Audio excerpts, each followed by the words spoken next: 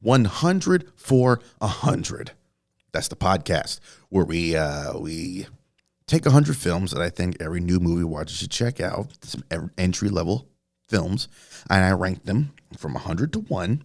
I gave them each a 100-word review, and I'm releasing one a day, every day, for the first 100 days of 2020. We are in the back half of all of that. We're in the 40s. We're in the mid-ish 40s right now, so we're getting there, man. We're chugging right along with this here bit of business. Yesterday we talked about number 46 on the list, which was Se7en, directed by the wonderful M. Night Shyamalan. Wonderful when he's on point. Today we're talking about the almost always on point director David Fincher in 1995's Se7en. Let's get into this 100-word review for Se7en, shall we?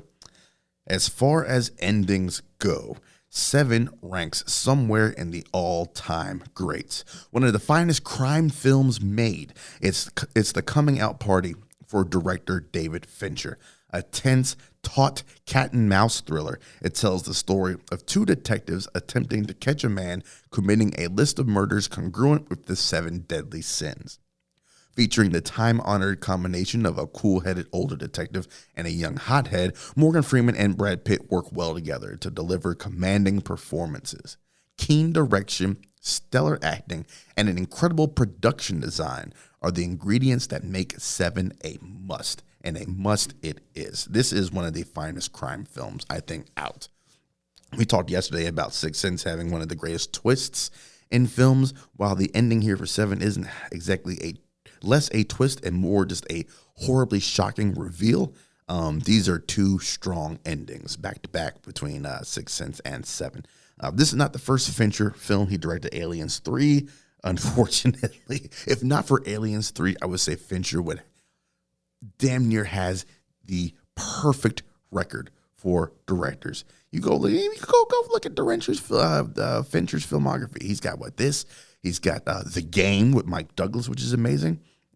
He's got Zodiac with Ruffalo and all them, which is amazing. And didn't he do Gone Girl? That's Fincher. Amazing. Fincher knocks them out the park. You know, he started out rocky with Aliens 3, and since then, Fincher is in my top 5 favorite directors of all time, because anything he puts out is stellar, including Se7en. Putting the old jaded dude with the young hothead, that is a trope amongst tropes, but I think they massage that trope very well in this film. I think this is some of Brad Pitt's better acting. Morgan Freeman always swings the lumber when he's on scene for damn near anything that he does. We got Gwyneth Paltrow as the Brad Pitt's wife there.